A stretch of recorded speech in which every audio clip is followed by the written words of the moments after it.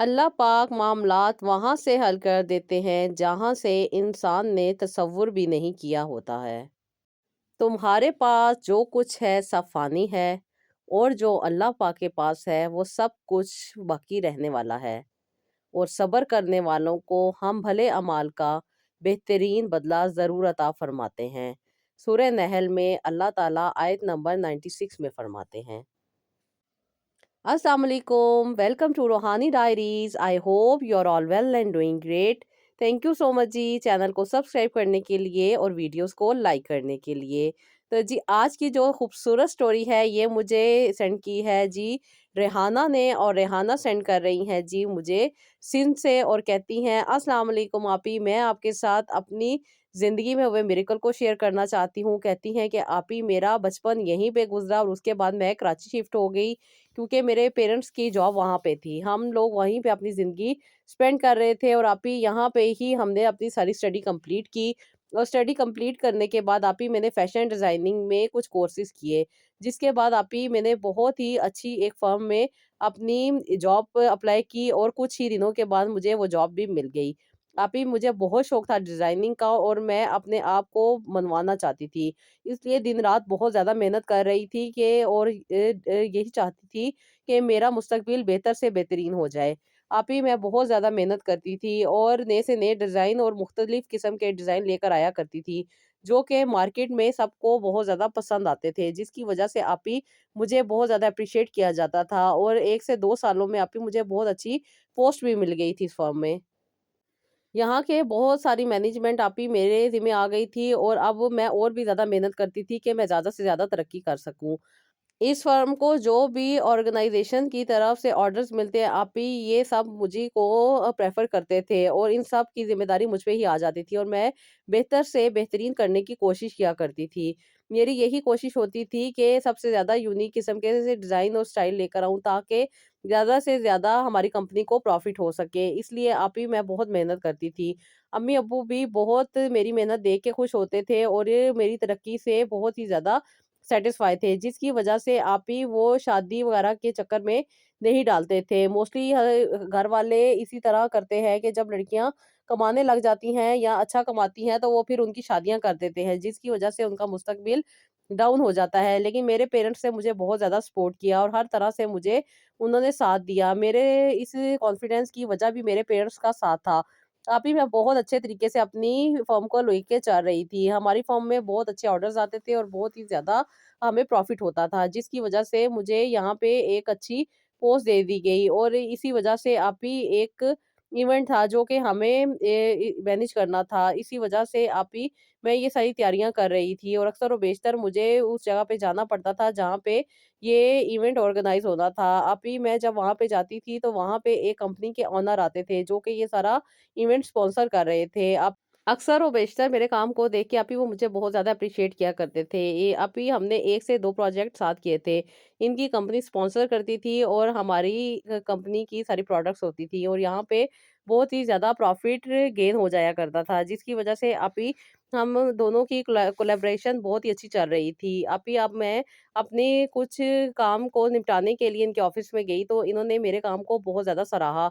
बहुत ज़्यादा एप्रिशिएट किया और मेरी भी बहुत ज़्यादा तारीफ़ की। मुझे बहुत अच्छा लगा क्योंकि आप ही इंसान मेहनत करता है, तो फिर उसका रिवॉर्ड जब मिलता है तो इंसान को और भी ज़्यादा खुशी होती है और भी ज़्यादा इंसान अल्लाह से शुक्रगुज़ारी करता है कि अल्लाह ताला ने उसे इस काबिल बनाया। आप ही मैंने भी अल्लाह ताला से बहुत दुआएँ माँगी और अल्लाह ताला से शुक्राने के नफ़ल भी अदा किए कि मेरे इवेंट को बहुत ज़्यादा कामयाबी मिली है। आप ही मेरे साथ बहुत अच्छे-अच्छे मामलात हो रहे थे। मेरी तरक्की बहुत अच्छी हो रही थी और उसके साथ-साथ मेरी ज़िंदगी में बहुत ज़्यादा आसाइशें और बहुत ज़्यादा जो ज़रूरतें थी वो भी कंप्लीट हो रही थी। मेरी यही फ़ोकस था कि मैं अपने बहन-भाइयों को वो सब सहूलतें और ज़रूरतें फ़राहम करूँगी जो हमने बचपन में नहीं देखी। आप ही हमारे घर का माहौल भी बहुत अच्छा था और हमारा घर भी काफ़ी अच्छा सेट हो चुका था। आप ही जब मैं यहाँ पे अपनी प्रोग्रेस दिखाने के लिए जाती थी तो यहाँ के जो ओनर थे वो मुझे बहुत ही ज़्यादा एप्रिशिएट किया करते थे। इनफैक्ट मेरा बहुत ज़्यादा ख़्याल किया करते थे। आप ही ये चाहते थे कि इनके बेटे के साथ मेरी शादी हो जाए। इन्होंने मुझे यही कहा कि वो मेरे घर आना चाहते हैं। आप ही मैंने इनको अपने घर आने के लिए इनवाइट किया क्योंकि मैं समझती थी कि शायद ये मेरे घर में मेरी एप्रिसिएशन के लिए आना चाहते हैं। मुझे आप ही अभी कोई बात नहीं पता थी, क्योंकि मैं तो अपने फ्यूचर को लेके काफ़ी पॉज़ेसिव थी और उसी पे फ़ोकस किए हुए थी और यही चाहती थी कि मेरा फ्यूचर ज़्यादा से ज़्यादा बेहतर हो जाए, और इसी के लिए मैं दिन-रात मेहनत कर रही थी, और मेरे घर वालों की सपोर्ट की वज़ह से मुझे ये सब कुछ करने में काफ़ी ज़्यादा आसानी थी। आप ही इन्होंने जब मेरे घर आने के लिए कहा, तो मैंने इनको इनकार नहीं किया और अपने पेरेंट्स से मिलने के लिए इनको वो घर में बुलवा लिया। आप ही मैंने अपने पेरेंट्स को बताया इनके बारे में कि ये कंपनी के ओनर हैं और हमने इनके साथ काफ़ी ज़्यादा कोलैबोरेशंस की हुई हैं, जिसकी वजह से हमें अच्छा खासा मार्जिन और अच्छा खासा प्रॉफ़िट होता रहा है। मेरे पेरेंट्स भी काफ़ी खुश थे और वो भी इनसे मिलने के लिए काफ़ी बेचैन थे। लेकिन हम लोगों को ये बात मालूम नहीं थी कि ये अपने बेटे के रिश्ते के लिए आना चाहते हैं। अभी ये अपने बेटे को भी अपने साथ हमारे घर में लेकर आए। जब हमने अभी इनकी फैमिली से मिला, तो बहुत अच्छा लगा। अब हमारे पेरेंट्स को भी और इन लोगों को भी, लेकिन इनकी वालदा को हम लोग अच्छे नहीं लगे। उनका रवैया और उनकी अजीब-सी नेचर हमें तब पता चली जब ये लोग हमारे घर आए, और अंकल काफ़ी ज़्यादा इंटरेस्टेड थे, और अंकल काफ़ी ज़्यादा मेरी तारीफ़ें भी कर रहे थे। अपने बेटे के बारे में भी बता रहे थे और उनके बिज़नेस के बारे में भी बता रहे थे कि ये अभी लंदन में सारा बिज़नेस देख रहे हैं, और जब इनकी शादी हो जाएगी तो ये पाकिस्तान में सेटल हो जाएँगे, और अगर चाहें तो बेशक लंदन में सेट हो जाएँ। हर तरह की ये बातें कर रहे थे, लेकिन मेरे घर वाले ये नहीं समझ पा रहे थे कि ये बातें क्यों कर रहे हैं। इसके बाद अभी अंकल ने जब अब्बू से ये बात की कि वो चाहते हैं कि मुझे अपने घर की बहू बना लें, तो अब्बू एकदम से परेशान हो गए। क्योंकि अब्बू तो हमेशा हमें यही कहते थे कि अपनी सेल्फ रिस्पेक्ट सबसे पहले है, अपने आप को मनवाओ, फिर दुनिया पीछे ही आती है। आप ही ये लोग हमारे घर आए और इस तरह से अचानक बात कर दी, जिसकी वजह से आप ही अम्मी और अब्बू तो खामोश होके रह गए, और उन्होंने यही कहा कि हम आपको सोच के बताएँगे। लेकिन आप ही इनकी अम्मी का रवैया बहुत ज़्यादा चेंज था, बहुत ज़्यादा अजीब-सा रवैया था, और इनके ये स्टाइल देख के हमें ऐसा लग रहा था जैसे ये इस रिश्ते के लिए राज़ी नहीं है। ये बात थोड़ी-सी घबराहट की थी, जो कि मेरे पेरेंट्स को अजीब-सी लग रही थी। लेकिन आप ही कुछ दिनों के बाद इन्होंने मुझे कॉल की और मुझे अपने बारे में सब कुछ बताया, और उसके बाद उन्होंने मुझे अपने दिल के बारे में भी बताया कि वो मुझे पसंद करते हैं और चाहते हैं कि मेरी उनके साथ शादी हो जाए। आप ही मुझे भी ये बात सुन के अच्छी लगी थी, क्योंकि ये एक गुड लुकिंग इंसान होने के साथ-साथ वेल सेटल्ड भी थे, और इनकी ये थॉट्स भी बहुत ज़्यादा डिफरेंट थी। यानी कि यूँ कहूँ कि मेरे साथ काफ़ी ज़्यादा मैच करती थी, क्योंकि हमारे आइडियाज़ और हमारी बहुत ज़्यादा चीज़ें आपस में काफ़ी ज़्यादा रिज़ेम्बलेंस रखती थी, जिसकी वज़ह से आप ही मुझे इनसे भी बहुत ज़्यादा लगाव हो गया, और ये लगाव आहिस्ता-आहिस्ता मोहब्बत में बदल गया। इनफैक्ट हमारी काफ़ी देर तक बातें होती रहती थी।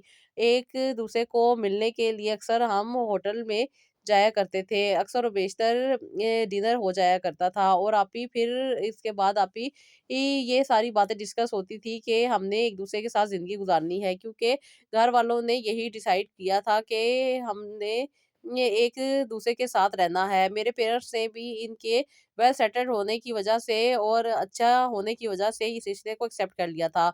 लेकिन अभी आंटी की बात समझ नहीं आ रही थी, क्योंकि हमारे घर आने के बाद आंटी किसी काम की वजह से लंदन चली गई थी। उनके पेरेंट्स की कोई प्रॉब्लम चल रही थी, और कुछ अरसे तक वो हमसे नहीं मिली थी। इस दौरान हम आपस में मिलते रहते थे, और काफ़ी ज़्यादा हमारी क्लोज़नेस हो गई थी। आप इनफैक्ट हम एक-दूसरे के बहुत अच्छे पार्टनर्स बन चुके थे, जिसकी वजह से आप ही एक-दूसरे को काफ़ी ज़्यादा हेल्प रहती थी। ये मुझे नए से नए आइडियाज़ बताते थे, और मैं उस पे काम करके बहुत ज़्यादा अच्छा इवेंट ऑर्गेनाइज़ कर लिया करती थी। बहुत अच्छे स्पॉन्सर्स मिलते थे, बहुत ज़्यादा अच्छे तरीके से ये फ़र्म भी चाह रही थी। लेकिन अब इन्होंने मुझे ऑफ़र किया था कि ये इनकी फ़र्म को छोड़ के वो इनके ऑफ़िस को जॉइन कर सकती हैं। लेकिन अभी मेरे पेरेंट्स ने अभी रिश्ते के लिए सिर्फ़ एक्सेप्टेंस दी थी, अभी कोई रिश्ता तय नहीं पाया था। इसलिए मेरे पापा मुझे यही कहते थे कि बेटा, अपने आप को कभी भी किसी के सुपुर्द नहीं करना, हमेशा यही सोचना जो तुम्हारे हक में बेहतर हो, जो तुम्हारे लिए बेहतर हो, और तुम्हारी सेल्फ रिस्पेक्ट को किसी भी किस्म का डैमेज नहीं आना चाहिए। आप ये बातें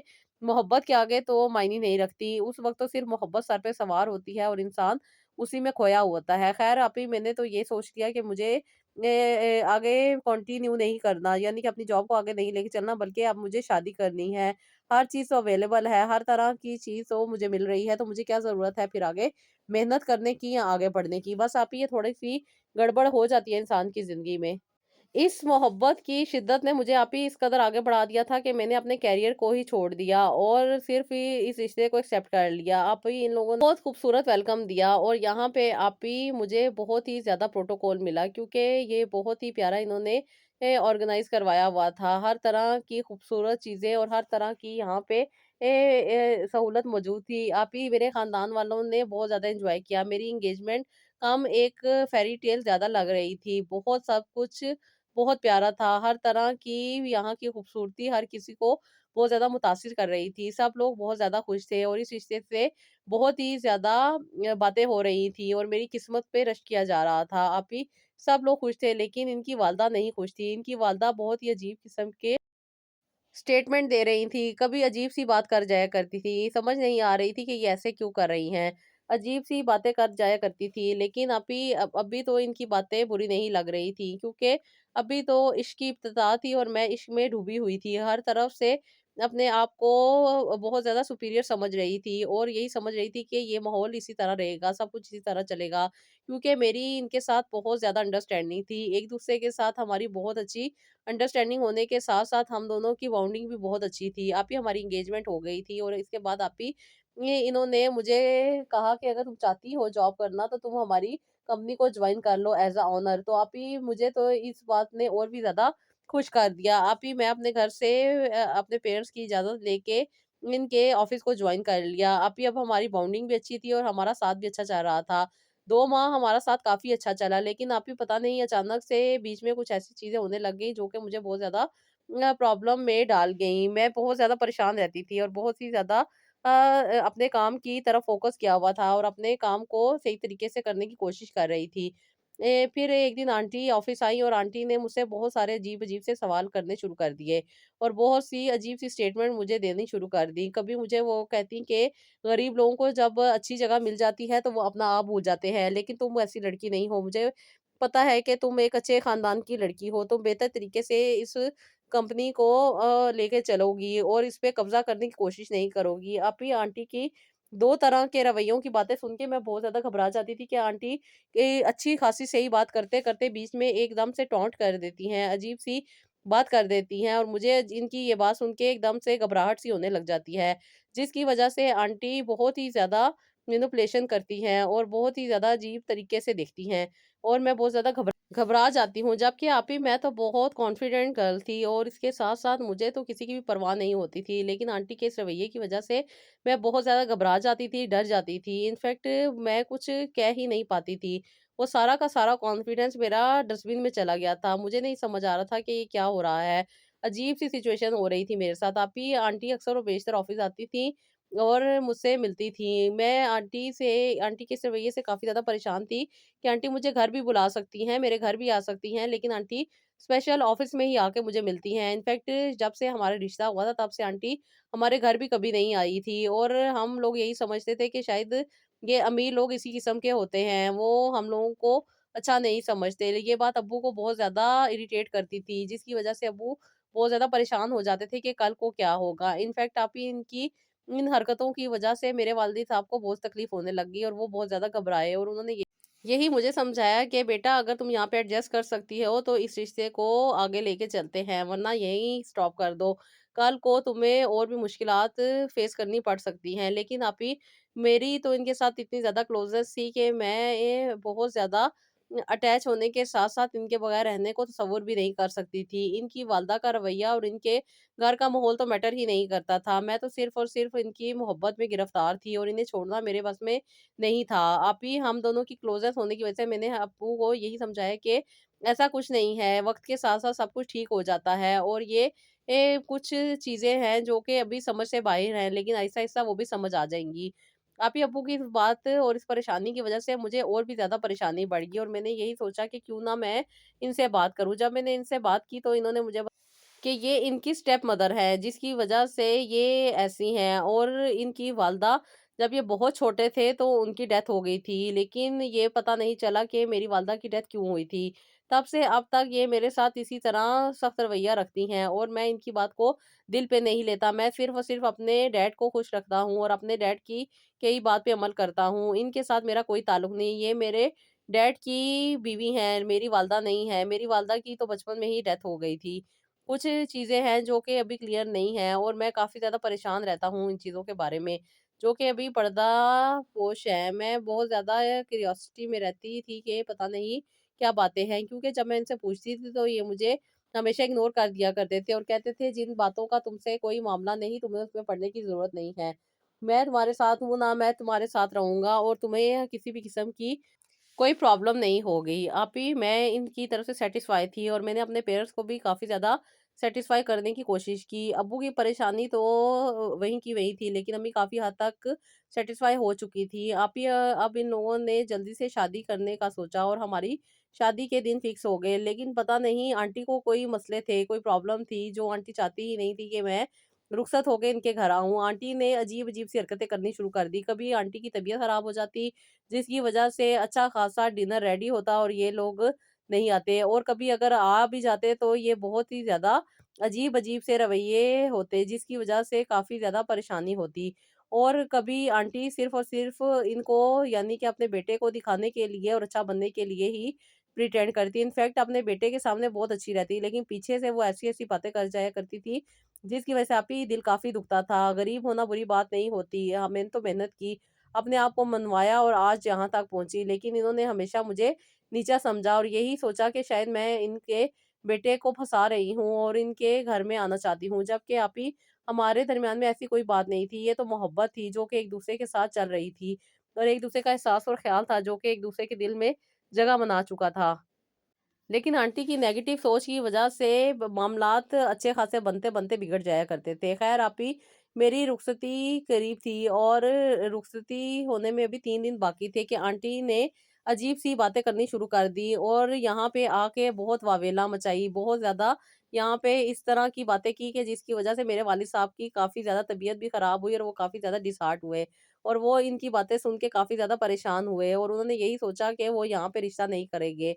आंटी की इन बातों की वजह से इन्होंने जब अंकल से बात की तो अंकल ने भी इनको इग्नोर करने को कहा और यही कहा कि इनकी आदत है और ये इस तरह की हरकतें अक्सर और बेशतर कर दिया करती हैं। हम आपसे माज़रत चाहते हैं। आप ही अब्बू ने उन्हें कहा कि मैं इस माहौल में अपनी बेटी को रुखसत नहीं कर सकता जहाँ पे मेरी बेटी को इज़्ज़त ही ना मिले। और ये जो थॉट्स हैं यानी कि हमें गरीब और खुद को अमीर समझने की ऐसी अगर बात है तो हम यहाँ पे रिश्ता बिल्कुल नहीं करना चाहेंगे। क्योंकि कल को भी आप लोगों के घर में इन बातों को फेस करना पड़ेगा मेरी बेटी को। जबकि मेरी बेटी एक मेहनती है, वो आज नहीं तो कल उस मुकाम पे पहुँच जाएगी जिसकी उसको ख्वाहिश है। लेकिन ये तो इनकी अंडरस्टैंडिंग थी जिसकी वजह से हमने इस रिश्ते को एक्सेप्ट किया। अब इनका इस तरह की बातें करना और इस तरह की बातें कहना इनको ज़ेब नहीं देता। इस पे अंकल ने काफ़ी ज़्यादा माज़रत की अब्बू से। काफ़ी कुछ कहा, मेरी तारीफ़ें की और यही भी कहा कि मेरी इंटेलिजेंस और मेरी काफ़ी ज़्यादा प्रोग्रेस की वज़ह से अंकल ने मुझे पसंद किया था और वो यही चाहते थे कि मुझे अपने घर की बहू बना लें। अंकल के इस रवैये की वज़ह से मुझे भी काफ़ी ज़्यादा खुशी और सुकून मिलता था। लेकिन आंटी का बदला रवैया और आंटी की ये अजीब-अजीब सी बातें बहुत ज़्यादा तकलीफ़ देती थी, जिसकी वज़ह से अब्बू ने यही बेहतर समझा कि इस रिश्ते को ख़त्म कर दिया जाए और अब्बू ने इनको इनकार कर दिया। अभी शादी को 3 दिन बाकी थे, लेकिन इस दौरान इनकार कर देना हमारे घर में तो और भी ज़्यादा तकलीफ़ का बाइस था, क्योंकि सब लोगों को पता चल चुका था कि मेरी शादी होने वाली है। लेकिन मेरे वालिद साहब ने मेरी खुशी को प्रेफ़र किया और यही देखा कि अगर मेरे साथ अभी इनका रवैया ठीक नहीं है और अभी इनके हालात ठीक नहीं है, तो मुझे यहाँ पे शादी नहीं करनी चाहिए और इसी वज़ह से मेरे वालिद साहब ने ये स्टेप उठाया। लेकिन आप भी दिल के हालात तो अल्लाह ताला जानता है। हमारी अंडरस्टैंडिंग, हमारी एक-दूसरे से मोहब्बत और हमारी एक-दूसरे से अटैचमेंट तो अल्लाह ताला बेहतर जानते थे। मैं तो आप इनके बगैर रहने का तसव्वुर भी नहीं कर सकती थी। लेकिन ये अब्बू का भी स्टेप अच्छा था कि शादी से पहले ही अब्बू ने इस चीज़ को इनकार कर दिया कि वो किसी भी किस्म का मुझे सैक्रिफ़ाइस करने देंगे और कि मेरे बचपन को और मेरी खूबसूरत ज़िंदगी को किसी भी किस्म का रोक लगने देंगे। इसलिए अब्बू ने ये स्टेप उठाया और अब्बू ने उन्हें साफ़ इनकार कर दिया। अंकल भी परेशान होकर चले गए। जब उनको पता चला कि हमने ये रिश्ता आगे नहीं चलाना तो उन्हें भी बहुत ज़्यादा अफ़सोस हुआ और इनकी बातों की वज़ह से वो हमारे घर आए और अब्बू से बात की और वो कहा कि वो मेरे बगैर नहीं रह सकते और वो मुझे छोड़ना भी नहीं चाहते। उन्होंने अब्बू से काफ़ी ज़्यादा अपने दिल की बातें की और यही कहा कि वो मुझे कभी भी किसी भी हाल में नहीं छोड़ना चाहते। मेरी और उनकी ज़िंदगी का साथ चलना बहुत ज़रूरी है। अब्बू को हर तरह से सैटिस्फाई करने की कोशिश की, लेकिन अब्बू ने उनकी वालदा का रवैया देखा हुआ था और उन्हें अब्बू को बहुत बुरा लगा था, जिसकी वज़ह से उन्होंने फिर अब्बू को बताया कि ये मेरी स्टेप मदर हैं और मेरी वालदा का बचपन में इंतकाल हो गया था। इनकी 3 औलादें हुई थी, लेकिन वक़्तन-फ़वक़्तन उनकी डेथ हो गई थी, जिसकी वजह से ये मुझे अपने बेटों से भी ज़्यादा प्यार करती हैं और बहुत ज़्यादा पॉसेसिव हैं, और अक्सर और बेशतर वो इस तरह की बातें कर दिया करती हैं। लेकिन शादी के बाद ये मामलात सब सेट हो जाएँगे। वो मुझे किसी के साथ शेयर नहीं करना चाहती, जिसकी वजह से इस तरह करती हैं। वो बहुत ज़्यादा प्यार करती हैं, और इस प्यार में वो इतनी ज़्यादा नेगेटिव चीज़ें कर जाया करती हैं। इस पे अब्बू ने कहा कि इस तरीके से तो वो सारी ज़िंदगी मेरी बेटी को इसी नेगेटिविटी में फँसा के रखेगी आप ही। लेकिन अब्बू भी अपनी बात पे अड़े हुए थे, और अब्बू ने भी सोचा था कि उन्हें मेरी शादी नहीं करनी, इसलिए अब्बू ने उन्हें भी साफ इनकार कर दिया। इस वजह से आप ही वो यहाँ से चले गए। आप ही हम दोनों की मोहब्बत इतनी ज़्यादा थी कि एक-दूसरे के बगैर रहना कभी सोचा नहीं था। ये घर के मामलात और इनके हालात की वजह से ऐसा सब कुछ हो रहा था। आप ही मुझे इनके साथ बात करना भी अब बहुत ज़्यादा मुश्किल हो जाता था, क्योंकि आप ही मैं इनका दिल नहीं तोड़ना चाहती थी, और इनसे बात करके खुद भी नहीं तकलीफ़ में आना चाहती थी, इसलिए मैं इनका फ़ोन पिक नहीं करती थी। लेकिन आप ही ये मुझसे बात करना चाहते थे। फिर इन्होंने मेरी वालदा के नंबर पे कॉल की और उन्हें कहा कि मुझसे बात करनी है। जब उन्होंने मुझसे बात की तो उन्होंने मुझे अपने दिल का हाल खोल के बयान किया कि वो मेरे बगैर नहीं रह सकते। इनफैक्ट वो कई दिनों से तहज्जुद भी पढ़ते हैं और मुझे अल्लाह ताला से माँगते हैं, और वो यही दुआ करते हैं कि हमारा रिश्ता बना रहे। 3 दिन के बाद आप ही हमारी शादी होने वाली थी, जो कि टूट गई थी। हमारी शादी टूटे को आप ही 3 माह गुज़र चुके थे, और इस दौरान काफ़ी ज़्यादा तकलीफ़ें उन्हें भी फ़ेस करनी पड़ रही थी, और एक-दूसरे से ना मिलने की तकलीफ़ मुझे भी फ़ेस करनी पड़ रही थी, जिसकी वज़ह से आप ही बहुत ज़्यादा परेशान थे। मैं भी अल्लाह ताला से दुआएँ करती थी, और वो भी अल्लाह ताला से दुआएँ करते थे कि कोई ना कोई अल्लाह ताला रास्ता बना दे कि हमारे लिए आसानी आ जाए। आप ये अल्लाह ताला तो दिलों के हाल जानते हैं। अल्लाह ताला तो शाहरग से भी ज़्यादा करीम है, और उन्हें पता है कि इंसान के दिल में क्या चाह रहा है और किस तरीके से अल्लाह ताला ने इंसान के लिए वसीले बनाने हैं। अंकल भी अपने बेटे की ये हालत देख के बहुत ज़्यादा परेशान थे, क्योंकि अब वो भी ऑफ़िस नहीं जाते थे, बल्कि मोस्टली ज़्यादातर टाइम घर में ही स्पेंड करते थे और अपने रूम में ही बंद रहते थे। अंकल भी ये परेशानी देख के काफ़ी ज़्यादा तकलीफ़ में थे, और यही चाहते थे कि किसी न किसी तरीके से ये मसला हल हो जाए और ये सारे मामला सेट हो जाएँ। उन्होंने अपनी बीवी को भी काफ़ी समझाने की कोशिश की है, लेकिन उनकी बीवी समझती ही नहीं थी, बात वो मानती ही नहीं थी, बल्कि अपने ही अजीब से रवैये में फँसी रहती थी, और वो यही चाहती थी कि मेरा रिश्ता इनके साथ ना हो। अंकल ने फिर आंटी से यही कहा कि तुम किधर चाहती हो इनका रिश्ता हो? लेकिन आंटी तो चाहती ही नहीं थी कि इनका कहीं पे रिश्ता हो, इसलिए आंटी साफ इनकार कर दिया करती थी कि ये मेरा बेटा है, मेरे साथ ही रहेगा। जब मुझे कोई अच्छी लड़की मिलेगी तो मैं इसकी शादी करूँगी, अभी कोई ज़रूरत नहीं है इसकी शादी करने की। वो आंटी अंकल को इसी तरह कह दिया करती थी, लेकिन अंकल तो काफ़ी ज़्यादा परेशान थे अपने बेटे के मुस्तकबिल को लेके, और अब जो हालात चाह रहे थे, जिस तरह उन्होंने कमरे में अपने आप को बंद कर लिया था और सिर्फ़ अल्लाह से रो लगा ली थी, ये बातें देख के वो बहुत ज़्यादा घबरा जाते थे कि बाकी का क्या बनेगा? घर का काम और बाकी जो ऑफ़िस वर्क है वो कौन देखेगा? अंकल बहुत ज़्यादा परेशान थे, अंकल को बहुत ज़्यादा डिप्रेशन और एंग्ज़ायटी होने लग गई थी, जिसकी वज़ह से अंकल भी बीमार रहने लग गए थे, और इस पूरे साल में उनके घर का माहौल काफ़ी ज़्यादा चेंज हो गया था। आप ही इधर मेरी लाइफ़ भी स्टक होके रह गई थी, क्योंकि पहले जॉब तो मैं पहले ही छोड़ चुकी थी, और इतने अरसे इनके साथ अटैच रहने के बाद आप ही बहुत ज़्यादा तकलीफ़ से गुज़र रही थी, क्योंकि मुझे किसी किस्म की ज़रूरत तो नहीं थी। अच्छा खासा लाइफ़स्टाइल मैनेज किया हुआ था, लेकिन आप ही इन हालात की वज़ह से मैं काफ़ी ज़्यादा टूट चुकी थी। इनफैक्ट मैं अपने आप में भी नहीं थी, और बहुत ज़्यादा तकलीफ़ से गुज़र रही थी। दिल और दिमाग में एक ही ख़्याल रहता था इनका, और हमेशा अल्लाह ताला से यही दुआ माँगती थी कि अल्लाह ताला मेरे लिए आसानी कर दे, कहीं से गैबी वसीला बना दे और मेरी ज़िंदगी में मुआवज़ा हो जाए। और उधर आप ही उनके घर का माहौल भी काफ़ी ज़्यादा डिस्टर्ब था। वो भी मुझे अपनी ज़िंदगी में रखना चाहते थे, लेकिन घर वालों के इस रवैये की वजह से उन्हें भी काफ़ी ज़्यादा परेशानी फ़ेस करनी पड़ रही थी, जिसकी वजह से ये दूरियाँ आ रही थी, और अब तो दूरियाँ इतनी बढ़ चुकी थी कि हम एक-दूसरे की कॉल भी पिक नहीं करते थे। ये अक्सर और बेशतर मुझे कॉल करते थे, और मैं इनकी कॉल नहीं पिक करती थी, क्योंकि मैंने दिल को समझा लिया था कि जहाँ पे मुस्तकबिल ही नहीं है, वहाँ पे रहने का क्या फ़ायदा। अब आप ही कोशिश यही करती थी कि इनसे मेरा दिल हट जाए, लेकिन ऐसा नहीं हो पा रहा था। बहुत ज़्यादा तकलीफ़ से गुज़र रही थी। इधर मैं तकलीफ़ में गुज़रती थी, और उधर वो तकलीफ़ में गुज़रते थे। इनफैक्ट इतना दिल चाहता था एक-दूसरे से बात करने को, लेकिन नहीं करते थे कि जो हालात हैं, जैसे हैं वैसे ही चलने दिए जाएँ। लेकिन अपने रब से ज़रूर बात की जाती थी, उनसे दुआएँ माँगी जाती थी, और उनसे ही अपने दिल का हाल बयान किया जाता था, क्योंकि ज़िंदगी को आसान तो अल्लाह ताला ने करना है, और अल्लाह ताला तो आसानियाँ देने वाले हैं। आप ही आंटी को लेट नाइट पार्टीज़ की आदत थी, और अक्सर व बेशतर आंटी घर से गायब रहती थीं। आज रात भी aunty late night party attend करने के बाद घर आ रही थीं, और काफ़ी ज़्यादा ड्रंक थी, जिसकी वजह से रोड एक्सीडेंट में उनकी डेथ हो गई। और ये जब उनका पोस्टमार्टम हुआ तो सब कुछ पता चला कि उन्होंने काफ़ी ज़्यादा ड्रिंक की हुई थी, जिसकी वजह से ये एक्सीडेंट हुआ और सर पे चोट लगने की वजह से आंटी की डेथ हो गई थी। बस आप ही अल्लाह ताला ने आसानियाँ अता करनी होती हैं। इंसान जब किसी की ज़िंदगी को तबाह कर रहा होता है तो अल्लाह ताला देख रहा होता है। ना इंसान खुद खुश रहता है, ना ही दूसरों को खुश रहने देता है। बस आंटी की अचानक डेथ की वजह से अल्लाह ताला ने आसानी अता करनी थी और मेरी ज़िंदगी को दोबारा से इनसे ये जोड़ना था। अभी जब हमें मालूम हुआ कि आंटी की डेथ हुई है तो हम लोग इनके घर अफ़सोस करने के लिए गए।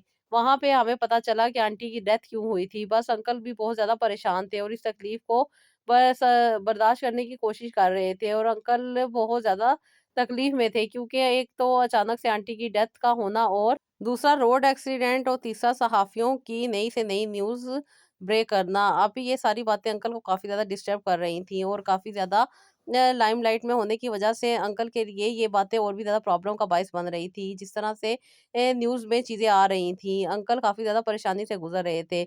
इस दौरान अंकल ने ये बात अब्बू से कही कि वो मुझे रुख़सत करके इनके घर भेज दें। जहाँ पे इतनी मुश्किलात और परेशानियाँ चल रही हैं, वहाँ पे कुछ आसानियाँ और खुशियाँ भी आ जाएँगी। और अपने बेटे की तबीयत देख के भी वो बहुत ज़्यादा परेशान रहते थे। उनका इस तरीके से सब कुछ छोड़-छाड़ के बैठ जाना अंकल को और भी ज़्यादा तकलीफ़ में डाल रहा था।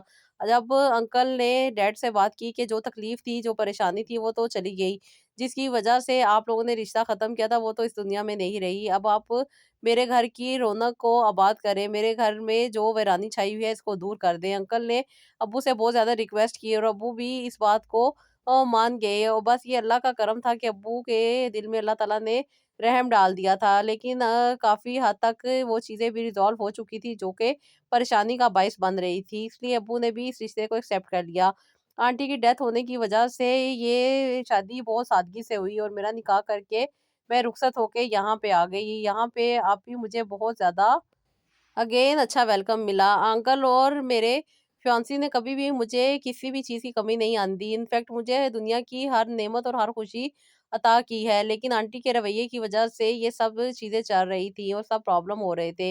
अल्लाह ने वो भी चीज़ दूर कर दी और अभी अल्लाह का शुक्र है कि यहाँ की ज़िंदगी बहुत ज़्यादा हसीन और बहुत ज़्यादा खूबसूरत है। अंकल भी मुझसे बहुत ज़्यादा प्यार करते हैं, बिल्कुल अपनी बेटियों की तरह समझते हैं और मेरे हस्बैंड भी मुझे बहुत ज़्यादा रिस्पेक्ट करते हैं। इनफैक्ट मेरा उनके साथ मिलना तो एक-दूसरे को ज़िंदगी मिल जाने के बराबर है। बेशक अल्लाह ताला अता करने वाले हैं। जहाँ मैं तकलीफ़ में तहज्जुद में उन्हें माँगती थी, वहाँ वो भी मुझे अल्लाह से माँग रहे थे और अल्लाह ताला से यही दुआ करते थे कि अल्लाह ताला हमारी ज़िंदगी को एक कर दें और अपने आप को इस हद तक दुनिया से दूर कर लेना और इतना किसी भी लड़की को प्यार करना बेशक उसकी खुशकिस्मती है। और ये मेरे रब का करम था कि इतना प्यार करने वाला हस्बैंड अल्लाह ताला ने मुझे अता किया। अल्लाह ताला से यही दुआ है कि मेरी वो बहनें जो बहुत ज़्यादा परेशान रहती हैं अपने रिश्तों की वजह से, अल्लाह ताला उनकी ज़िंदगी में भी आसानी लाए और उनकी ज़िंदगी को भी खूबसूरत खुशगवार बना दे। आमीन सुम्मा आमीन सिस्टर। अल्लाह ताला आपको और भी खुशियाँ अता करे और हमारी यही दिल से दुआ है कि जिस तरह अल्लाह ताला ने आपको आसानियाँ अता की, अल्लाह ताला मेरी सब बहनों को आसानियाँ अता करें। तो जी नेक्स्ट व्लॉग के लिए इजाज़त दें। अल्लाह हाफ़िज़।